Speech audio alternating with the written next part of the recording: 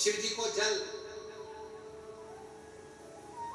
सोने के लोटे से चढ़ाया जाता है, चांदी के लोटे से चढ़ाया जाता है, तांबे के लोटे से चढ़ाया जाता है, पीतल के लोटे से चढ़ाया जाता है, स्टील के लोटे से चढ़ाया जाता है, कांसे के लोटे से चढ़ाया जाता है, हीरे के लोटे से चढ़ाया जाता है, पन्ना के लोटे से चढ़ाया जाता है। ये लोटे से शंकर भगवान जल को स्वीकार करते हैं। जम के बोलो, जम के तांबे के लोटे से शिव जल को स्वीकार। क्यों भैया? चांदी क्या शिव स्वीकार नहीं करते? सोना क्या शिव स्वीकार नहीं करते? हीरे जवाहरात ये सब क्या शिव स्वीकार नहीं करते? तो तांबे से भगवान शंकर का ऐसा कौन सा मेल है? तांबे से 33 कोटि देवता का ऐसा कैसा मेल है? तांबे से भगवान नारायण का ऐसा क्या प्रेम है? तांबे के लोटे से, तांबे के पात्र से, तांबे के कलश से, तांबे के बर्तन से भगवान का इतना प्रेम कैसे हो गया? आखिर ताम्र का पात्र ही भगवान को प्रीत क्यों? 33 कोटि देवता को तांबे का बर्तन ही क्यों अच्छा लगता? स्टील क्यों नहीं अच्छा लगता? सोना क्यों नहीं अच्छा लगता? चांदी क्यों नहीं अच्छी लगती? कांसा क्यों नहीं अच्छा लगता? पीतल क्यों नहीं अच्छा लगता? उनको सोना ही क्यों बना? उसको तांबा ही क्यों बना? तांबे की मूलता क्या? और ये प्रश्न केवल एक नहीं है, ये प्रश्न कई लोगों का कि भगवान को तांबे का लोटा, तांबे का पात्र, तांबे का तांबे का बर्तन, शिव को, राम को, कृष्ण को, भगवान को। अब दुनिया के लोग चांदी का प्रयोग करने लगे। चांदी का लोटा होना, चांदी का ये होना, चांदी का वो होना। अब थोड़ा सा अपना अपना भाव है। हम बोलेंगे तो लोगों को थोड़ी काली मिर्ची लग जाती है, इसलिए हम बोलते हैं। अब लोगों का मन का भाव हो गया कि हम करोड़पति हैं तो चांदी से अभिषेक करेंगे, हम धनपति हैं तो शिव जी को, राम जी को, कृष्ण जी को, मेरे भगवान को, 33 कोटि देवता को अगर कोई पात्र अच्छा लगता है तो वो तांबे का पात्र अच्छा लगता है, बाकी के पात्र से कोई मतलब नहीं।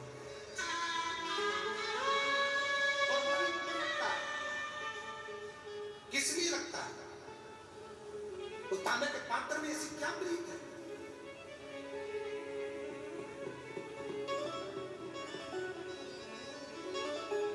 उसमें ऐसी क्या प्रीति है? तो उसका भी वर्णन हमारे यहाँ शिव महापुराण में। और अगर शिव पुराण में नहीं पढ़ सकते तो वराह पुराण, और वराह पुराण गीता प्रेस गोरखपुर की लेकर आना, और वराह पुराण में उसका अध्ययन करिएगा, वराह पुराण में उसको पढ़िएगा। पृष्ठ संख्या 227, अध्याय 129, वराह पुराण आप उसमें पढ़िए। एक चरित्र मिलेगा बड़ा सुंदर। शिव क्या एक भक्त है, पर हे असुर, राक्षस असुर है, असुर प्रवृत्ति है उसकी, और नाम है उसका गुड़ाकेश। उसका नाम है गुड़ाकेश। और वो गुड़ाकेश वराह पुराण कहती है वो गुड़ाकेश असुर है, बहुत उपद्रव मचाता है, बहुत उत्पात मचाता है, बहुत।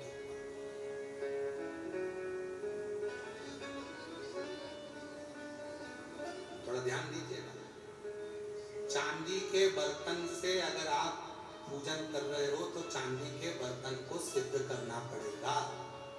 सोने के बर्तन से अगर आप पूजन कर रहे हो तो सोने के बर्तन को सिद्ध करना पड़ेगा।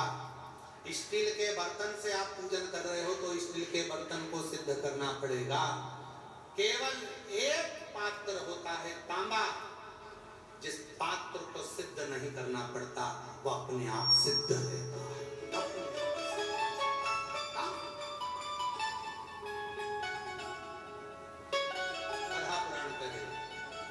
पुराण वर्णन कर रहे हैं। गुड़ाकेश नाम का असुर है, बहुत उपद्रवी है, बहुत। कहीं पर भजन ना होने दे, सत्संग ना होने दे, स्मरण ना होने दे, पुण्य कार्य ना होने दे। एक पथिक को वो गुड़ाकेश असुर त्राण दे रहा।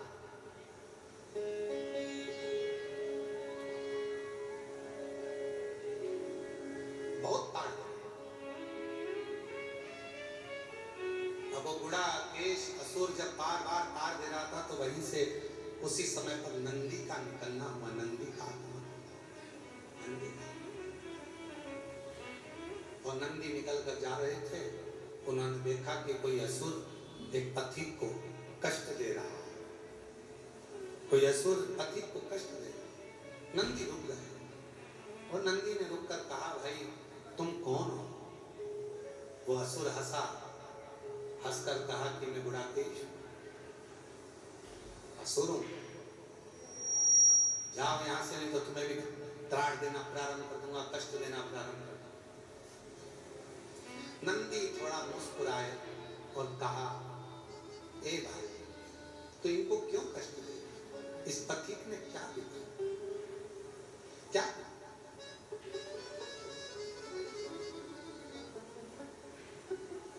इस पथिक ने तेरा तो बिगाड़ा है जो तू उसको कष्ट दे रहा है। दुनिया में ऐसे कई लोग ऐसे हैं जो किसी को पहचानते नहीं है, एक आध बार मिले भी नहीं है, उसको जानते भी नहीं है, पर किसी ने एक कमेंट्स बुरा कर दिया, बुरा लिख दिया और उसने फिर कमेंट्स में बुरा लिखना प्रारंभ कर दिया। तो उससे मिला था क्या? तू एक आध बार उससे मिलकर आया था क्या? नहीं मिला, फिर कमेंट्स क्यों कर रहा? जब हम उसे पहचानते ही नहीं, हम उससे मिले ही नहीं, उसका स्वभाव ही नहीं जाना, उसका व्यवहार ही नहीं जाना, और किसी ने निंदा करी और तुमने निंदा करना प्रारंभ कर दिया। किसी ने निंदा करी और तुमने निंदा करना चालू कर दिया।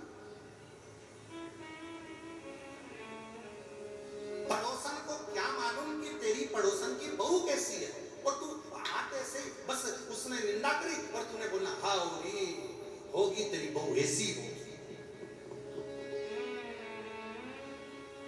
एक आध बार बहू से मिल तो लेती कि बेटा तू क्या घर में काम नहीं करती है? एक बार मिल तो लेती कि बेटा क्या तेरे माँ बाप के संस्कार नहीं है? एक बार मिल तो लेती। पर सास ने कह दिया कि बहू बुरी है, तुमने मान लिया कि बहू बुरी है। ऐसे संसार में कई लोग हैं जो कह देते हैं वो बुरा है, तो लोगों ने मान लिया हो सकता है वो महाराज ऐसा ही हो सकता है वो व्यक्ति वैसा ही हो सकता है वो व्यक्ति बुरा ही हो सकता है वो बहू बुरी हो सकता है वो सास बुरी हो। कैसे मान लिया? ना तुम मिले, ना बात करी, ना कभी उससे चर्चा करी, और तुमने बुरा बोलना चालू कर दिया। केवल निंदा सुनकर, केवल बुराई सुनकर, केवल निंदा भीतर उतार कर तुम निंदा में लग गए। शिव महापुराण की कथा कहती है कभी ऐसा ना करिए, अपने मन में ये विचार रखिए, अगर कोई निंदा कर भी रहा है तो उसको कह दो मैं तो उसको जानती ही नहीं, तो मैं बुरा कैसे बोलूं? मैंने उसको पहचानती ही नहीं, तो मैं कैसे अनसन बोल दूं? मैं कैसे गलत बोल दूं? मैं तो मिला ही नहीं उससे, तो मैं कैसे बोलूं?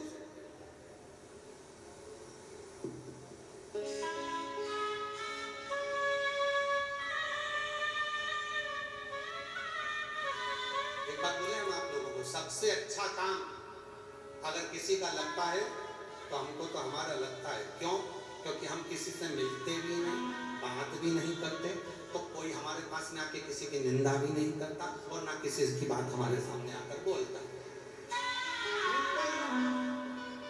केवल 2 दिन, 5वां 6ठा दिन थोड़ी बहुत देर जो समय होता है उस समय पर मिल लेते हैं, बाकी के दिन तो कोई बोल भी दे के मिलने का, चलने का, कहीं ना तो, और ना किसी के घर जाते और ना किसी के मिलने के लिए कोई। तो सबको मालूम है कि महाराज मिलेगा तो है नहीं, तो टाइम बर्बाद करने से कौन सा मतलब है? जाके खड़े भी हो जाएंगे तो नहीं मिलेगा। सबको मालूम है कि मिलने वाला तो है नहीं, भजन ही करेगा वो, मिलता तो है।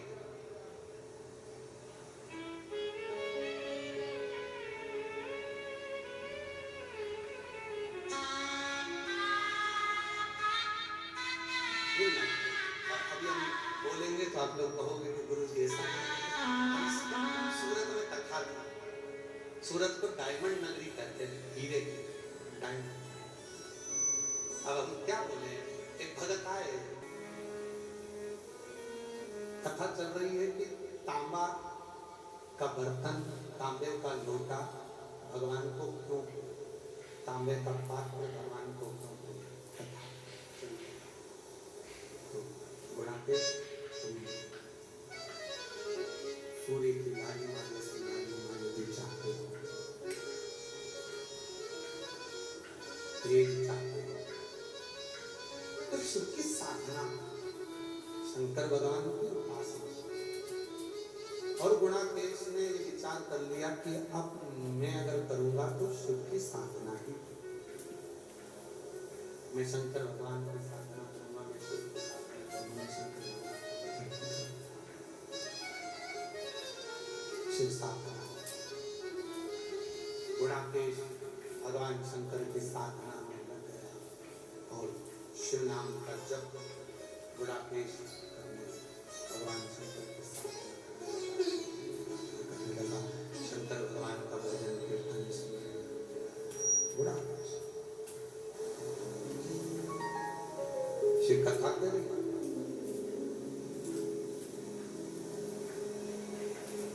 शिव तो बोले, गंधर्व भी अगर उनको जपता है तो उसको भी दर्शन देते हैं।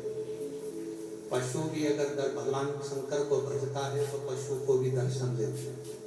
पक्षी भी अगर भगवान शिव को भजता है तो पक्षी को भी दर्शन देते हैं। अगर कोई जीव जंतु भी भगवान शंकर को भजता है तो उसको भी दर्शन देते हैं। भगवान शंकर अब जब पशु को दर्शन दे रहे हैं, पक्षी को दर्शन दे रहे हैं, गंधर्व को दर्शन दे रहे हैं, अप्सरा को दर्शन दे रहे हैं, सबको दर्शन दे रहे हैं, तो कोई साधारण मनुष्य भी अगर भगवान शंकर की भक्ति करेगा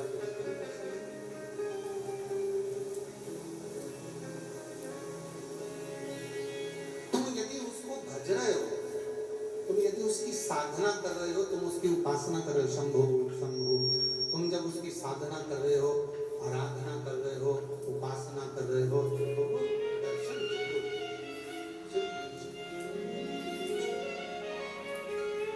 गुणाकेश के सामने भगवान शंकर एक छोटे से ग्वाले का रूप रखता है। स्पीकर चल रहा है कभी क्या देखना जरा, कान लगा के सुनो जरा स्पीकर गुणाकेश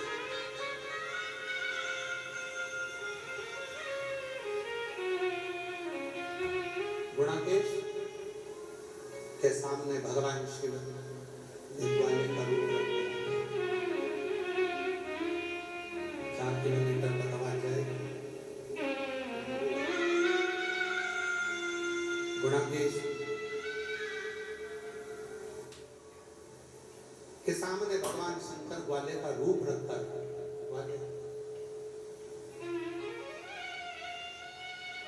और जब ग्वाले का रूप रख कर आए, थोड़ी देर तक गुणाकेश को भगवान शिव देखते थे।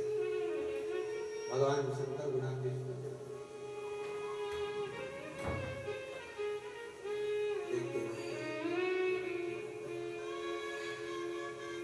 थोड़ी देर बाद गुणाकेश के सामने शिव जी ने जो ग्वाले का रूप रख कर आए थे, आवाज हर हर जैसे ही आवाज लगाई, गुणाकेश नेत्र खोला, नेत्र खोलकर ग्वाले के ऊपर गुणाकेश को रो रहा। मैं जब शिव जी की साधना कर रहा हूँ, मैं जब शंकर भगवान की आराधना कर रहा हूँ, मैं शिव तत्व में जब डूबा हुआ हूँ, शिव की साधना में लगा हुआ हूँ, तो तूने मेरी साधना को तोड़ा। मेरी साधना को क्यों तोड़ा? तो मेरी उपासना को क्यों तोड़ा?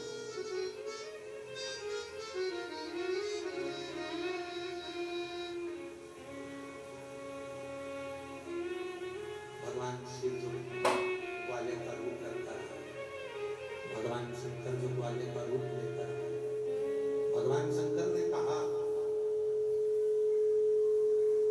ग्वाले का रूप रखता है, अरे गुणाकेश, तो शंकर भगवान को भज रहा है, पर शंकर जी के तो पूरे शरीर पर भस्म लगी होती है। उनका पूरा शरीर भस्म से भरा हुआ होता है। उनकी सुंदरता कितनी है ये किसी ने नहीं देखी। हाँ, यदि सुंदरता देखी है तो भगवान नारायण की देखी है। शिव जी गुणाकेश को भगवान नारायण की सेवा में लगा गए और कह दिया कि नारायण की भक्ति करो, भगवान नारायण का भजन करो। अब तो गुणाकेश ने सोच लिया कि वास्तव में नारायण तो बड़े नारायण जैसी सुंदरता तो हो ही नहीं सकती, बड़े सुंदर है, बड़े सुंदर। तो उनके जैसी सुंदरता मुझे मिले, सूर्य की तेज लालिमा जैसी लालिमा मुझे मिले, वैसा तेज मुझे प्राप्त हो और वैसा तेज मेरे जीवन में मिले। नारायण की सेवा में लगे। शिव जी वहां से ओझल हो गए।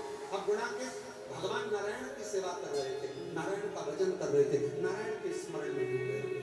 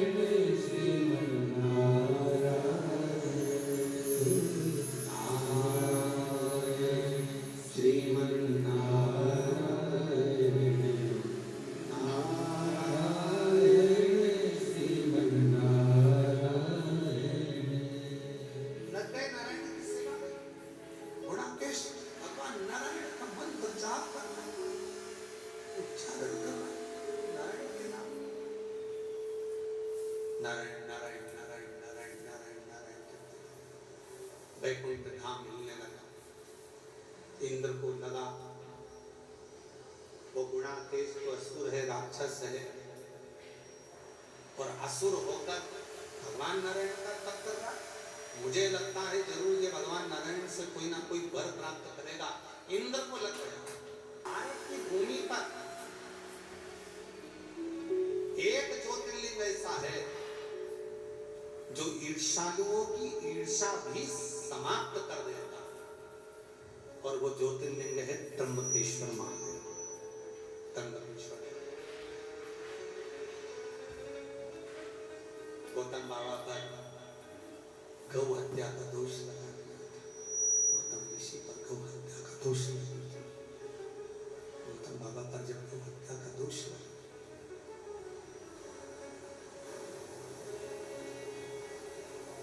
लगाने वाले कोई दूसरे नहीं,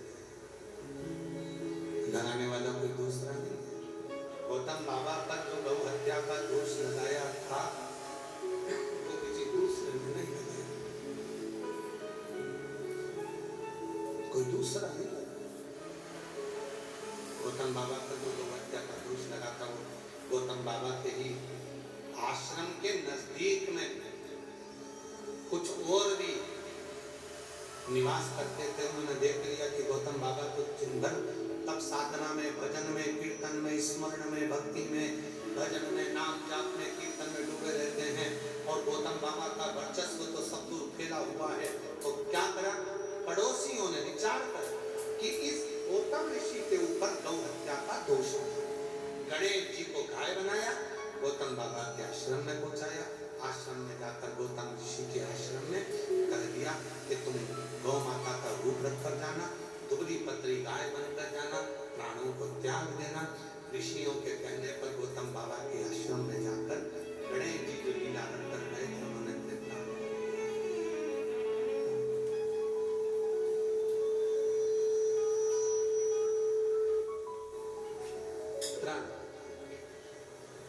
सबने मिलकर गौतम बाबा पर गौ हत्या का दोष लगा। संसार का मनुष्य एक मानव और एक महादेव, दोनों में अंतर है। मानव दोष देखता है और महादेव किसी में दोष नहीं देखते, वो केवल गुण देखते हैं। केवल महादेव को मतलब नहीं। आपने कौन से कपड़े पहने, महादेव को मतलब नहीं। आपने क्रीम पाउडर लगाया कि नहीं लगाया, महादेव को मतलब नहीं। कौन सी गाड़ी में चल रहे हो, महादेव को मतलब नहीं।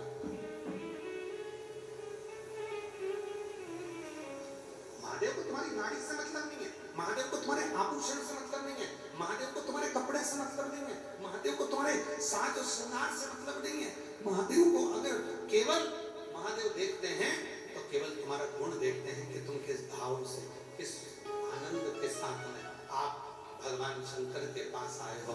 आपके मन में कोई कपट तो नहीं है, आपके हृदय में कोई जल तो नहीं, आपके हृदय में कोई वेग तो नहीं है, आपके हृदय में कोई गलत भाव तो नहीं। गुण देखकर महादेव की सेवा हो जाती है।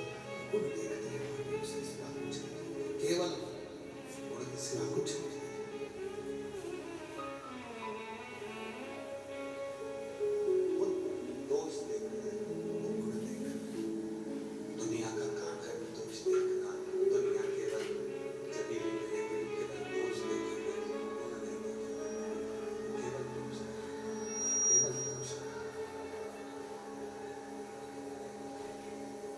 साउंड वाले भैया कुछ अच्छा कर सकोगे? शंभू शंभू शंभू शंभू शंभू शंभू।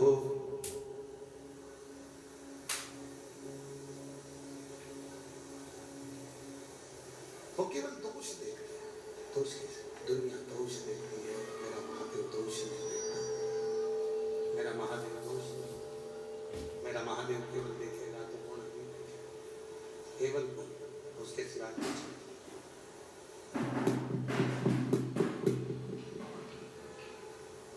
केवल शिव गुण देखना, उनके पास दोष देखने का काम। क्या पहने हो उससे मतलब नहीं, क्या धारण करे हो उससे भी मतलब नहीं, क्या कर रहे हो उससे भी मतलब नहीं। इसीलिए हमारे शिव जी के सामने जब हम लोग स्तुति हम लोग करते हैं, भगवान शंकर को धतूरा कौन कौन चढ़ाता है? कभी तो चढ़ाया होगा धतूरा, चढ़ाया है कभी धतूरा? क्यों चढ़ाते? ये आंख का फूल भगवान शंकर को क्यों चढ़ाते हैं? किस लिए चढ़ाते हैं? शिव जी को आंख का फूल प्रिय है इसलिए चढ़ाया जाता है, शिव जी को धतूरा प्रिय है इसलिए चढ़ाया जाता है। पर शिव महापुराण की कथा कर रही है, आप में से कितने लोग हैं जिनको कांटे प्रिय है? आपको कांटा प्रिय है क्या? सभी को फूलों की सेज अच्छी लगती है, मखमल का गादी तकिया अच्छा लगता है, किसी को कांटा अच्छा नहीं लगता। तो शंकर भगवान को धतूरा क्यों अच्छा लगेगा? शिव जी को आंख का फूल क्यों अच्छा लगेगा? पर शिव जी तुमसे आंख का पुष्प लेते हैं, शिव तुमसे धतूरा लेते हैं, उसका कारण क्या? उसका एक कारण है, हम धतूरा भगवान को इसलिए लेते हैं कि बाबा ये धतूरे में जैसे कांटे हैं, मेरी जिंदगी में भी बहुत कांटे हैं, कांटों से भरा हुआ मेरा जीवन है बाबा। बस इस कांटे भरे जीवन को मैं किसी को नहीं दे सकता, दूंगा तो केवल तुझे ही दूंगा। कड़वाहट से भरे हुए जीवन को मैं किसको दूंगा बाबा? दूंगा तो केवल तुझको दूंगा। तू इस धतूरे को जैसे स्वीकार करे, तू जैसे इस आंख के पुष्प को स्वीकार करे बाबा, वैसे ही मुझे भी स्वीकार कर लेना, मुझे भी अपनी शरणागति देना, मुझे भी अपना बना लेना। बस उस तरह से शिव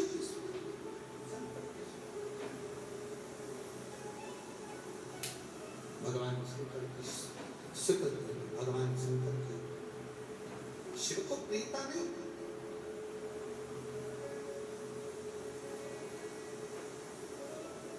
गुड़ाकेश को भगवान शंकर ने लगा दिया नारायण की सेवा में। भगवान इंद्र को लग रहा है कि कहीं ये मेरा सिंहासन नहीं मांग रहा,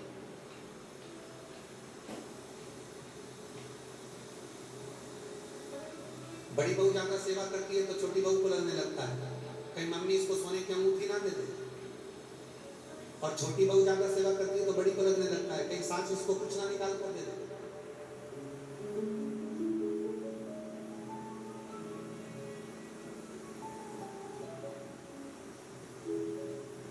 भगवान से प्रार्थना करना, बाबा सास किसी को भी सोना दे, सास किसी को भी चांदी दे, पर इतनी कृपा करना कि सास का आशीर्वाद हमारे ऊपर बना दे। तो सोना किसी को भी दे, चांदी किसी को भी दे, धन किसी को भी दे, हमारा किसी को भी दे, किसी को भी बेगम दे दे, किसी को भी चांदी दे दे, किसी को भी सोना, उसका आशीर्वाद हमारे ऊपर बना दे।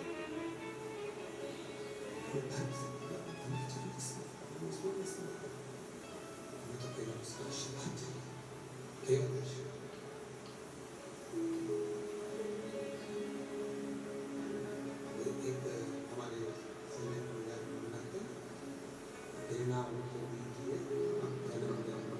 मेरी सिर पर रख दो बाबा अपने लोहा, देना हो तो दीजिए जन्म जन्म का साथ। आप उनकी आवाज को बढ़ाते हुए आवाज को खोलो जिससे लोगों को मालूम पड़े बोल क्या रहे हैं। शंभो शंभो शंभो। शिव भगवान गोवर्धनी तत्कालदर्शी कैलाश विनाशी शिव कथा। हमें धन नहीं, हमें वैभव नहीं, हमें दौलत नहीं, बाबा हमें देना आशीर्वाद दे दीजिए, हमें केवल वर दे दीजिए, आशीर्वाद मिल गया जीवन का सारा सुख प्राप्त हो गया, सारा सुख वर मिल गया जीवन का सारा सुख, सब कुछ। और गुणाकेश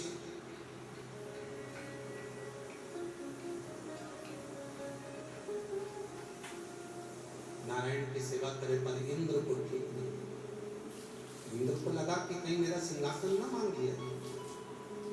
ब्रह्मा जी के पास पहुंच गए, ब्रह्मा जी बोले चिंता मत करो, क्यों टेंशन लेते हो, शिव पर छोड़ दो, भगवान देव महादेव पर छोड़ दो, भगवान शंकर पर छोड़ दो, छोड़ दो शंकर भगवान पर सब छोड़ दो, शिव जी पर सब छोड़ दो, और स्वयं नारायण भगवान आज गुणाकेश के सामने प्रकट। गुणाकेश के सामने जैसे नारायण प्रकट, गुणाकेश क्या चाहता, क्या दिया जाएगा। गुणाकेश नेत्र खोलकर भगवान नारायण का जब दर्शन करे तो गुणाकेश ने कहा मांगने को तो मैंने तब करा था सूर्य की लालिमा जैसा तेज मुझे मिले, मांगने को तो मैंने तब किया था कि सूर्य की लालिमा जैसी सुंदरता मुझे मिले, इतना तेज इतनी लालिमा मुझे प्राप्त, मुझे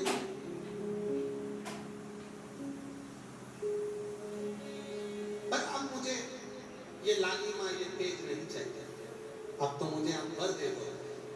नारायण ने पूछा कौन सा वर, बस आपके सुदर्शन से मेरा शरीर कट जाए, आपके सुदर्शन से मेरा धड़ कट जाए, और ये धड़ के कटे हुए अंग आपके चरणों में सेवा में लग जाए, इससे ज्यादा कुछ नहीं चाहिए। पर गुणाकेश तुम्हें तो देवाधिदेव महादेव ने मेरी भक्ति में लगाया, वो बच्चा महादेव था, हाँ महादेव ने आपकी भक्ति में लगाया, हाँ महादेव, हाँ शिव सामने आ गया। गुणाकेश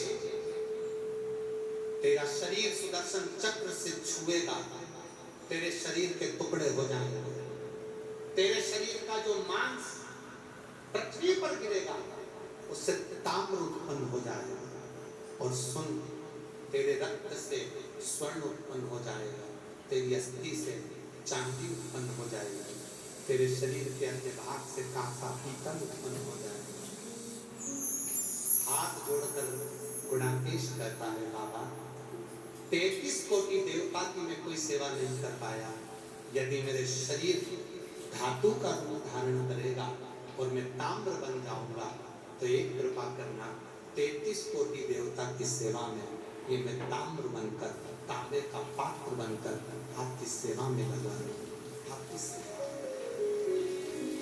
शिव ने कहा, शंकर भगवान बोले, भगवान देव महादेव बोले, भगवान शंकर ने कहा, हे गुणाकेश, मैं तुझे वर देता हूं, सारी धातु में एक धातु तांबा जो तेरे शरीर से उत्पन्न हुआ है, उस तांबे को मैं वर देता हूं।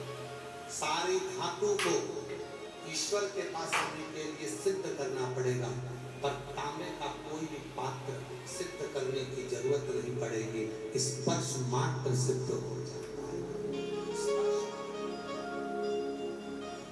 कई लोग कहते हैं भगवान शंकर को किस पात्र से जल चढ़ाना, भगवान शंकर कौन सा पात्र दिया है, शिव जी को किस पात्र से जल चढ़ाना चाहिए? तांबे का पात्र शंकर भगवान को आप जल चढ़ाते हो, तांबे का पात्र अपने आप में सिद्ध है, तांबे के पात्र में शुद्धता है, तांबे के पात्र को शुद्ध करने की जरूरत नहीं पड़ती, तांबे के बर्तन को शुद्ध करने की जरूरत नहीं पड़ती, तांबे के पात्र को सिद्ध करने की जरूरत नहीं पड़ती, तांबे का पात्र अपने आप में सिद्ध होता है, उसको